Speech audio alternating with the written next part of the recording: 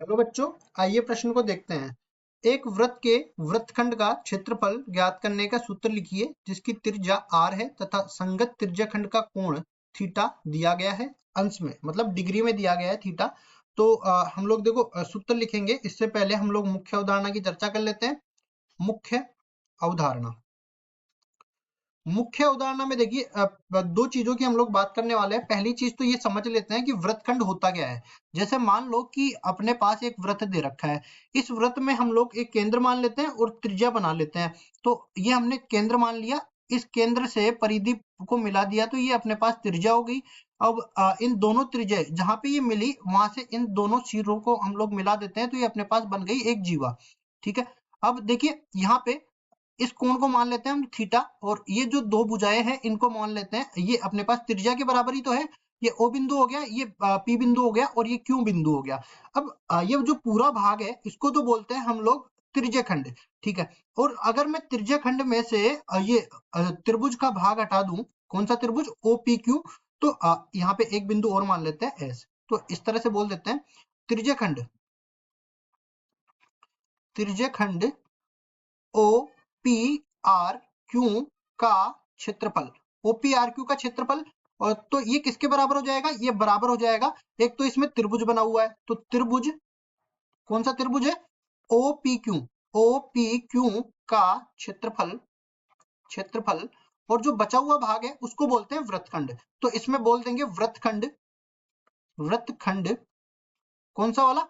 PRQ का क्षेत्रफल। इस तरह से हम लोग वृत्तखंड का क्षेत्रफल निकाल सकते हैं। अब देखिए इसमें एक चीज और बता देते हैं। जैसे हम लोग बताए कि किसी भी जीवा पर केंद्र से एक लंब डाला जाता है तो ये जीवा को दो बराबर भागों में बांटता है। तो यहाँ पे लिख देते हैं पर में क्या? किसी भी जीवा पर, जीवा किसकी होगी? वृत्त की जीवा होगी। तो ये वृत्त के लिए लिख रहा हूं ना, तो बोलेंगे वृत्त में किसी भी जीवा पर केंद्र से लंब डाला जाता है। केंद्र से लंब डाला जाता है तो यह जीवा को दो बराबर भागों में बांटता है। जीवा को दो बराबर भागों में बांटता है। दो बराबर भागों में बांटता है। तो देखिए दो बराबर भागों में अपने पास बट गए। तो यहां से एक चीज, मुख्य उदाहरण में समझा रहा हूं मैं। सूत्र तो हम लोग लेके आएंगे जब प्रश्न को हल करेंगे। यहाँ पे अगर मैं m बोल दूं तो हमारे पास PM बराबर में MQ हो जाता है। ठीक है जी। और इसी तरह मान लो ये कोण थीटा मैंने बोल दिया तो इसके बाद में ये 90 डिग्री का होगा, ये 90 डिग्री का होगा। और ये दोनों त्रिज्याएं आपस में बराबर है तो इनके सम्मुख कोण भी आपस में बराबर होंगे। ठीक है। और ये अपने OM के बराबर हो गए। तो हम लोग दो त्रिभुज हम लोग इस तरह से मान लेते हैं। एक तो त्रिभुज हो गया OMP, त्रिभुज OMP व त्रिभुज OMQ में दो त्रिभुज हम लोग ले लेते हैं। तो यहाँ पे हम लोग बोलेंगे OM बराबर OM, ये तो आ गया उभयनिष्ठ। ठीक है, उभयनिष्ठ दोनों त्रिभुजों को हम लोग सर्वांगसम करेंगे। और ये 90 डिग्री 90 डिग्री OMP और OMQ। तो कोण OMP बराबर हो जाएगा कोण OMQ। ये दोनों कोण 90 डिग्री के बराबर हो गए। और एक अपने पास भुजा कौन सी आ गई? ये त्रिज्या त्रिज्या के बराबर है। मतलब कि OP जो है, OP अपने पास बराबर आ गई इस तरीके से। OP बराबर में OQ, ये दोनों भुजाएं बराबर है। तो देखिए कोण जब दो भुजाओं के बीच में आ जाता है तब तो ऐसे सर्वांग का नियम लग जाएगा। लेकिन इसमें देखो 90 डिग्री वाला शीर्ष है, इसके सामने वाली भुजा है और इसके संगत भुजा है, इसके आसन भुजा है। तो ये RHS का इसमें नियम लगने वाला है। तो यहाँ पे हम लोग कहेंगे RHS नियम से, RHS नियम से हमारे पास त्रिभुज OMP सर्वांगसम हो गया त्रिभुज OMQ के। ये दोनों त्रिभुज सर्वांगसम हो गए तो इनके संगत भाग आपस में बराबर हो गए। तो हम लोग कहेंगे CPCT से अपने पास किसके बराबर हो जाएगा? देखिए ये जो कोण है ना, कोण POM और बराबर हो जाएगा कोण QOM। तो हम लोग बोलेंगे कोण POM ये बराबर हो जाएगा कोण QOM क्यू ओ एम, ये दोनों कोण आपस में बराबर हो गए। और देखिए बराबर हो गए तो ये पूरा कोण किसके बराबर था, थीटा के बराबर हो गया। तो दोनों कोण आधे आधे हो जाएंगे, मतलब थीटा बटा 2 के बराबर ये कोण आ जाएगा। अब इसके बाद देखिए हम लोग इस तरह से बोलेंगे, ये अपने पास त्रिभुज का जो क्षेत्रफल होता है वो 1/2 गुना में आधार गुना में ऊंचाई के बराबर होता है। अब चलते हैं सवाल में। सवाल में यहीं से हम लोग आगे वर्णन करने वाले हैं। देखिए इसमें हम लोग बोलेंगे ये त्रिभुज का जो क्षेत्रफल है वो 1/2 आधार गुना में ऊंचाई के बराबर होगा, मतलब कि OM गुना में PQ, ये आधार बन गए।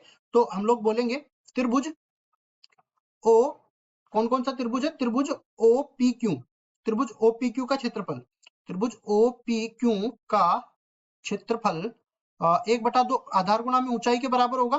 तो लिखेंगे 1/2 आधार, तो किसके बराबर हो जाएगा, आधार बराबर हो जाएगा PQ के। तो PQ अपने पास आ जाएगा और ऊंचाई किसके बराबर हो जाएगी, ऊंचाई OM के बराबर आ जाएगी। तो ये आ गया OM। अब देखिए PQ और OM दोनों ही हमें नहीं दे रखे हैं, तो इसमें क्या कर लेते हैं, एक त्रिभुज कोई सा भी उठा लेते हैं। तो त्रिभुज OMP, त्रिभुज OMP में हम लोग बोलेंगे, देखिए इसमें त्रिकोणमिति हम लोग लगा देते हैं। तो त्रिकोणमिति लगाएंगे तो ये वाला कोण अपने पास थीटा के बराबर, थीटा बटा 2 के बराबर आ गया। तो देखो पहले तो इस त्रिभुज को हम लोग उठा के दूसरी तरफ ले जाते हैं।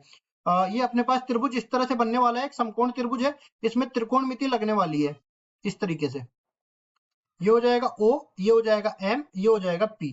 ये 90 डिग्री का है और ये वाला कोण हो गया थीटा बटा 2 के बराबर। तो यहाँ पे हम लोग लिखेंगे कोस थीटा बटा 2, कोस थीटा बटा 2, ये किसके बराबर हो जाएगा, आधार बटा कर्ण के बराबर होता है। तो इसके संगत भुजा, इसके आसन भुजा तो OM है और कर्ण कौन सा है, OP है, ये कर्ण हो गया। तो OM किसके बराबर आ जाएगा, यहां से हम लोग कह सकते हैं कि OM का मान बराबर हो जाएगा, OP का मान R के बराबर ही, ये R के बराबर ही तो है, R कोस थीटा बटा 2 के बराबर हो जाएगा।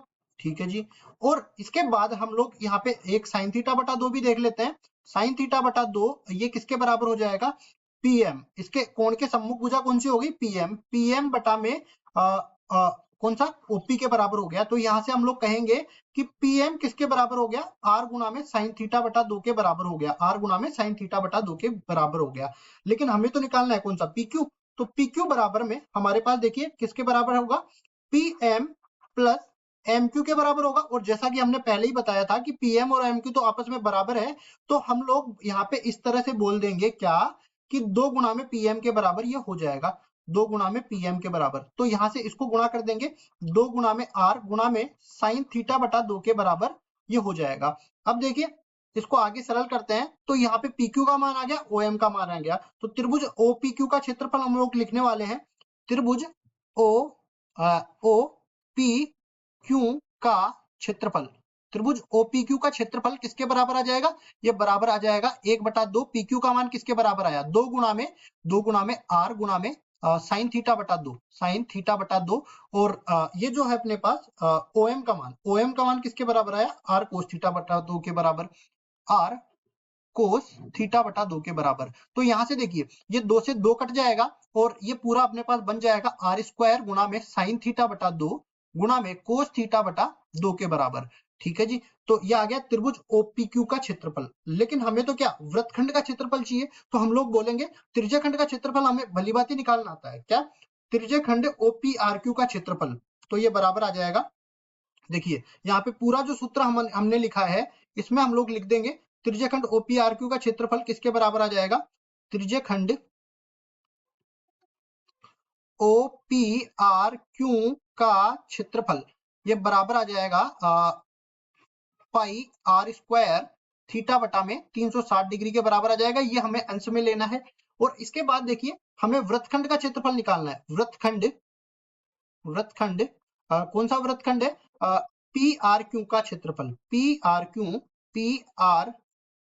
का क्षेत्रफल ये कैसे आएगा, अगर मैं त्रिज्यखंड के क्षेत्रफल में से त्रिभुज का क्षेत्रफल घटा दूं तो इसको मैं बोल देता हूं क्या, किसके, A2 के बराबर बोल देता हूं, इसको मैं बोल देता हूं A1 के बराबर। ठीक है, तो A1 में से अगर मैं A2 को घटा दूं तो अपने पास काम बन जाएगा। तो A1 का मान पाई R स्क्वायर थीटा बटा 360 डिग्री के बराबर है। और ये हमने किसके बराबर निकाल लिया, माइनस में R स्क्वायर साइन थीटा बटा 2 गुणा में कोस थीटा बटा 2। अब ये तो आ गया अपने पास वृत्तखंड का क्षेत्रफल, जो कि हमें निकालना था, ये थीटा अपने पास अंश यानी कि डिग्री में है। और इसके अलावा इसको कई जगह अपने पास ये दूसरा भी सूत्र लिखा हुआ होता है, उसको भी मैं बता देता हूँ वो दूसरा सूत्र कैसे आएगा। तो देखिए यहाँ से हम लोग एक चीज जानते हैं क्या, कि यहाँ पे इस तरह से बता देता हूँ। जैसे मान लो कि साइन 2 थीटा जो है ये बराबर हो जाता है किसके, 2 गुना में साइन थीटा। ये देखो आपके काम की बात नहीं है, लेकिन बता देता हूँ वो सूत्र कहाँ से आया है। साइन 2 थीटा जो है वो 2 गुना में साइन थीटा गुना में कोस थीटा के बराबर आता है। ठीक है, तो यहाँ से अब अपने पास इसको देखो यहाँ पे आधा आधा जो कोण है वो गया, तो अगर यहाँ पे 2 थीटा की जगह थीटा हो जाए तो ये किसके बराबर आ जाएगा, 2 गुना में साइन थीटा बटा 2 गुणा में कोस थीटा बटा 2 के बराबर आ जाएगा। ठीक है, तो अगर मैं इसमें ऊपर नीचे 2 से गुणा कर दूं तो ये क्या सूत्र बन जाएगा, देखिए ये बराबर बन जाएगा पाई आर स्क्वायर थीटा बटा 360 डिग्री। तो यही रहने वाला है, माइनस में 1/2 से ये गुणा हो जाएगा और आर स्क्वायर ऐसे की ऐसे रहेगा। फिर जो बचेगा 2 गुना में साइन थीटा बटा 2 गुना में कोस थीटा बटा 2, उसकी जगह आ जाएगा साइन थीटा, साइन थीटा। ठीक है, आप ये दोनों ही जो है सूत्र उपयोग में ले सकते हो। ये पहले वाला सूत्र मैंने इसलिए बताया है क्योंकि कई बार ऐसा होता है कि अपना जो कोण है वो कोण 90 डिग्री से बाहर चला जाता है। तो 90 डिग्री से बाहर, जैसे साइन 120 डिग्री का मान निकालना बहुत मुश्किल हो जाता है। वैसे आसान है अगर आपको चतुर्थांश का ज्ञान है, लेकिन अगर ज्ञान नहीं है तो यहाँ पे देखो जैसे 120 डिग्री आ गया, तो यहाँ पे तो देखो 120 डिग्री बटा 2 मतलब 60 डिग्री 60 डिग्री लेना है। और इसी तरह अगर मान लो कि 150 डिग्री आ गया तो 75 डिग्री लेना है। भले ही हमको पता नहीं है कि 75 डिग्री का मान कितना होता है, लेकिन आसान तो हो गया, प्रथम चतुर्थांश में आ गया अपने पास कोण। ठीक है, तो दोनों जो कोण दोनों सूत्र जो है उसमें से कोई सा भी सूत्र आप काम में ले सकते हो। मैंने जो है यहाँ पे बता दिया है कैसे ये सूत्र निकालते हैं, और यही हमारा उत्तर हो जाएगा। आशा करता हूँ ये सवाल आपको समझ में आया होगा। धन्यवाद।